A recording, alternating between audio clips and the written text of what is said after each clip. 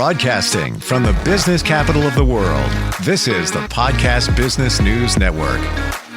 And welcome back, everybody. I love getting together with this gentleman because there's always so much insight, things that we don't realize. And even just a few weeks ago, pre and post-election, he had a lot of insight, scientifically skewed when it comes to the polls. And that was just a piece of what he brings to the table. He is somebody who has produced many eureka moments, including social phenomena. And he's also somebody who has, back in the day, uncovered the explanatory equivalencies between free radical theory in chemical reactions and sociopolitical explanations of how human radicals can cause massive disruptions in society. I'm skimming the surface here with this gentleman. He's amazing, and he's done so much, such a long family history in this line of scientific work. Grant Venerable is our professional of the year, and he's back with us. Wait till you hear what we're going to talk about today. Grant, welcome. How you doing? I'm doing fine, Stephen. Thank you for joining us once again, and it's my understanding that we are today going to talk about nothing. Yes. Like, this is where we're starting with nothing. Nothing. And this is in your very long history have gravitated toward nothing. Nothing. Explain that position. I think the great problem in society today is not political, where we seem to be dwelling, giving inordinate attention to. The great problem is how we have forgotten how to deal with no thing. We call it nothing, but that's where the universe began. At least this universe began. And there may be many universes. There may be simultaneous universes. But that is what one of my mentors introduced to me back in the 1970s when I had completed my PhD in physical chemistry and chemical physics. Was, okay, all right, Grant, now you can start your life. Now that we can start with nothing. And nothing really implies today. There's a tendency to think we, collective we, humans, at least in America, know everything or should know everything, and we don't. And that's what's frustrating, because it strokes something called fear. If you don't believe that, look at what the drones are doing over New Jersey. Nobody knows what's going on. I love how you keep things very relevant. So, the drones. The drone. Most of my friends are freaking out over it, talking about it. Oh, there's more. So I saw some last night, et cetera, et cetera, et cetera. And my first thought is, who cares? It doesn't even affect me. $800, you can have a decent quality drone. You could even spend, a couple $100 and get one. You should be certified. It's called a 105 certification to fly. Short of that, what am I missing? Great. Your take on it. It's trending as a story. What's your thoughts? What's missing is a fundamental belief, a religion, if you will, about the universe. It really goes to one's vital, hidden narrative as to what I believe in, what is important. And that was discussed in the scriptures of all religions. But it's also discussed in astrophysics. It's discussed in 19th century, 1800s, the beginnings of quantum physics, relativity, general relativity. That period gave us an ultimate arbiter to determine what in the heck are the drones doing and who's right, who knows. And that was the powerful tool that modern science has given us. But who gave it to modern science? Well, there's many sources, but at least modern science, as it came to us out of Africa, into the Nile Valley that became Egypt, into the Mediterranean region, into Rome and ancient Greece, into the Renaissance, which came out of Spain, by the way, when the Sephardic Jews accompanied the Moors into Spain and created culture of Spain of the highest possible quality in Europe. Northern Europe was still in the dark. It was still in the middle or the dark ages. Now that gets us up to where I'm trying to get us today.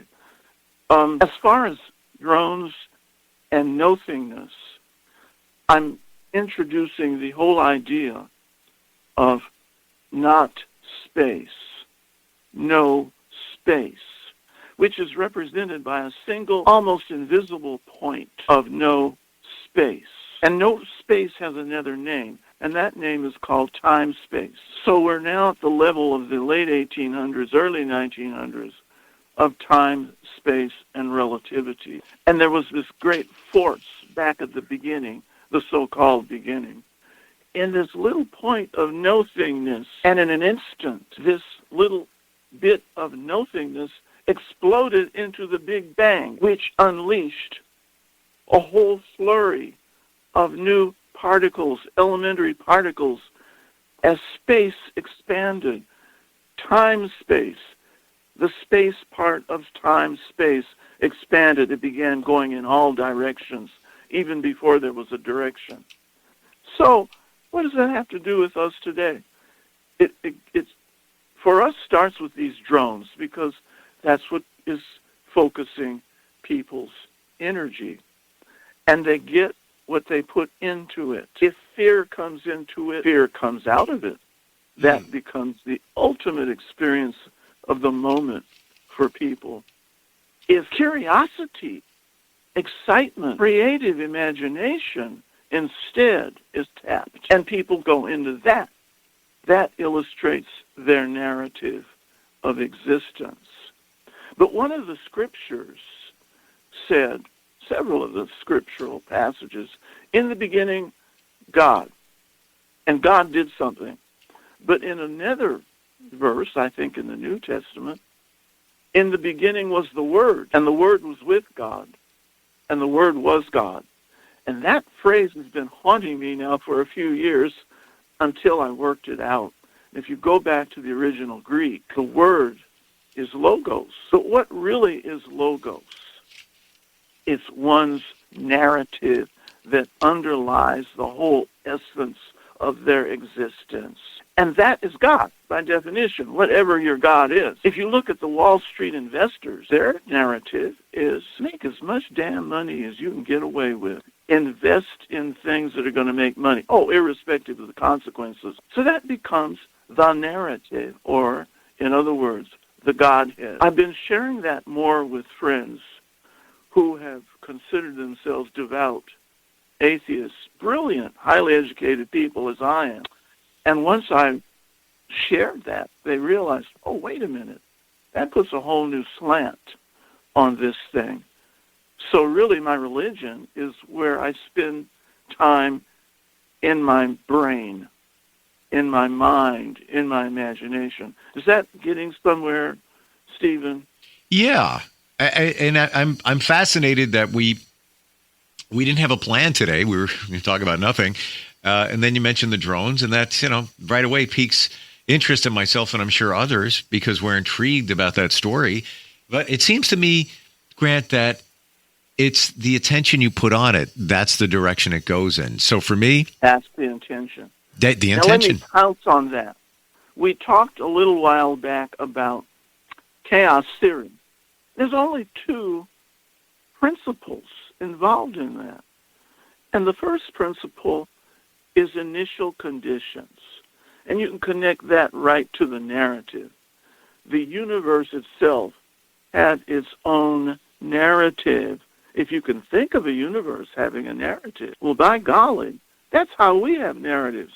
Because the universe that created us had an even bigger narrative than any of us little hominids could possibly imagine. And the second principle, after initial condition narrative, is strange attractors. And strange attractors is the whole rub of what's happening now, politically, economically, socially. Strange attractors are adjustments in the universal system to bring it back to the initial condition, which is the prime narrative of causality. Now, if you ponder that, it really gets pretty exciting and in some ways threatening if fear is an issue for you. But let me share this. Fear is really a group of chemical compounds that exist in our central nervous system in the form of neural hormones and neurotransmitters. And they're formed by initial conditions in our pre-infant, prenatal existence that starts in the womb. Picking up vibrations from the environment. It picks up sounds that come through our mother's womb, and we hear them. And therapists have validated this many times, like the gentleman that never heard his parents argue at all, so it was strange for him to even have the therapist suggest, well, he must have heard them argue. Well, he asked them, and they told him. The last argument they ever had was when he was in his mother's womb. And they had set up a savings to, well, the husband, the father, wanted to buy a new Chrysler. And the mother wanted to get some nice things for the house and for the baby. And they argued vociferously over that. Well, it got in to the neural system of this baby before it was born. And so that was there. It was the seeds of what came out of that argument from the parents. It introduced a little kernel of fear and anxiety that were transmitted by the parents. Well, fear and anxiety come from other sources as well, like the accident I had when I was 5 years old, when my aunt was driving her 1939 Chevrolet through the streets of central Los Angeles and missed a stop sign, I think a signal, and she ran through the intersection, well, only like 20 miles an hour, but we got side hit in the door next to where I was sitting in the front seat. That scared me for a long, long time. Wow. But I know now it developed little clusters of neural hormones that nestled inside where my memory lives. And I feared that intersection for maybe 2 or 3 years. My parents could not drive anywhere near that intersection without my breaking into tears and saying, no, no, no. And they knew they just had to let that early intrusion heal. We're full of that today in America. Over 330 million people. Each of us has moments like that stored up in our subconscious mind memory. And it's subconscious because it's not in the conscious. We can't access what's in the subconscious, which is why Freud and other psychologists named it the sub or the unconscious. And that drives our decision makings, especially when we don't understand why we came to a certain conclusion. That's what happened at the last election. What did people do? All of the pundits and the news reporters went to, all kinds of ideas and theories. How did this election come out the way it is? It violated what the polls were saying. That's the answer. It's in the subconscious mind. Until people are able to get in through their conscious, a portal into the subconscious, they're always going to be driven by something they don't even know is there and cannot understand. So now that gets us back to drones. The fear of drones. It isn't of drones. It's molecules that were already in the body that were formed by situations such as the auto accident I was in. Everyone had their own version of an auto accident in their growing up years, and it's affected them ever since. Good therapy is able to take that away so it no longer controls us. Now, where are we with that? Where, Stephen, are we now? Well, I want to go back to that accident when you were 5. How do you, and interestingly, you still remember it, and it's my understanding that we as adults usually only remember the negative things from our young childhood because it's there to protect us. That's why that's on our radar, so don't do that again. Your thoughts on that, and how did that accident impact you as an adult? Well, I'm so glad you said that, because when I was about maybe 6 months old, I had a memory of waking up in my crib, which was outdoors, which is what mothers and grandmothers all over the city of Los Angeles did with their infants on nice sunny days. And my mother put me in my baby buggy, and it had a nice veil over it that kept the insects out of it. And I remember waking up from my nap and looking outside of this curtain over, but the curtain was not shielding, but it allowed me to see the guava tree that was outside of that veil. That's really quite interesting and weird, but it was one of my nicest memories I ever had. Wow. And I took it to the positive because that's all I knew how to do. And the positive said, I was loved. This mother loved me and put me out into this it was a nice warm day. It wasn't hot, but it was just right. And that opened my life. My gosh, you still remember that? I remembered that. It was only a flash of maybe 10 seconds of memory, but I remembered it. And when you mentioned about the car accident and how we tend to remember negative things, I did remember a lot of good things, as well as bad things. I need to process that because and I'm not trying to remember, the negative things, but when I just close my eyes and I take myself back there, as young as I can go, I remember being, I want to say like 3, pushing myself on a little car in an apartment and getting massive sunburn, like these blisters. And in the same apartment, I remember waving bye-bye and falling and hitting my head on a radiator, and my mother running downstairs asking for help because I was bleeding. And there was a dentist that lived next door, and he basically said, I'm a dentist. I don't know how I can't help you. So these are the things I remember. I have to look for the positives. I'm not saying they're not there, but they're not coming up for me as a young child. I believe that's conditioned, and that we can choose actually to have the good memories come up. Because my brother was about 2.5 years younger than I had to go through that. We lost our mother many decades ago yesterday. That meant my brother and sister and I were all thinking of the event. But what we were thinking of were the happy memories. But it was so stunning to my little brother when he was 5.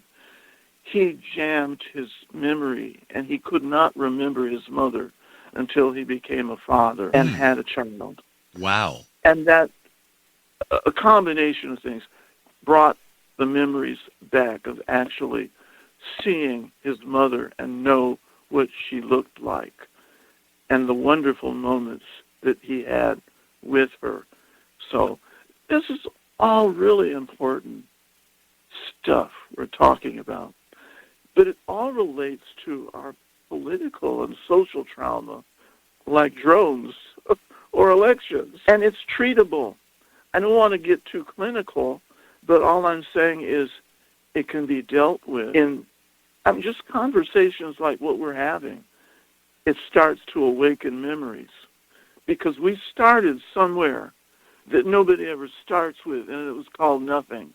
And that's what happens when you deal with nothing with a faith that says, this is interesting. Something may come out of it, and it did. I never dreamt we would get to these memories. Look at where we went from nothing, opening this up about 25 minutes ago, to talking about a current event story, the drones, talking about our memories as children and how it's impacted us. Again, that started as nothing. It's very intriguing. Wow. Almost out of time. Final thoughts on all of this. What do you have? Final thoughts is, this is what has kept me healthy and alive for so many years, is the ability to do that, particularly in my classes. I would start chemistry with a discussion of nothing, and we would get to the whole field of chemistry and physics out of nothing. So I'm saying this as a note of encouragement to all of our people in this nation and in this world, that there are answers we could never dream until we start by opening our minds to the nothingness that's essential to our beings, that started with this universe itself. Wow. What an interesting view of everything that we talked about today. And certainly my homework assignment is trying to find in my memory as a child positive memories. I'm challenged. Not that I had a horrible childhood, but like I said, things, we all had things going on when we were younger. Wow. That's right. Always a pleasure having you with us, Grant. You have just an amazing way of looking at things. I don't know if I asked this, but I'm going to throw it 15 seconds. Here we go. If you were in the area, it's in the Northeast, New York, New Jersey, around there, and those drones, were on your radar, literally and figuratively, up in the sky, would you even be concerned? I'm curious. No. Okay. Because my father showed me the Milky Way when I was 11 years old out on the Mojave Desert of California, lying on blankets looking up into the sky. And he couched it as this is what is. And it stoked my imagination from then on. Wow. It's interesting. I'm not saying that story is not, but I'm not concerned. It's a drone. Go buy one. We could put them up there in the sky too. That's right. Grant, thank you so much for today. Appreciate it. And looking forward next time we talk about nothing. Will, you're welcome. And thank you, Stephen. We'll be right back.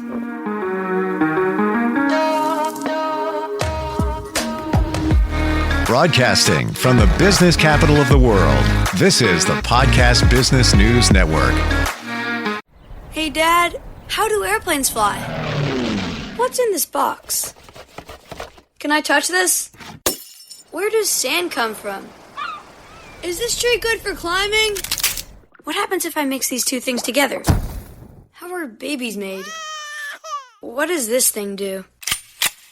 Kids are curious about everything, including guns. Talking to them about gun safety in your home is a good first step, but you can do more. Always keep your guns locked, unloaded, and stored separately from ammunition. Storing your guns securely is the best way to prevent family fire, including unintentional shootings. For more information on safe gun storage and ways to keep your family safe, visit endfamilyfire.org. That's endfamilyfire.org.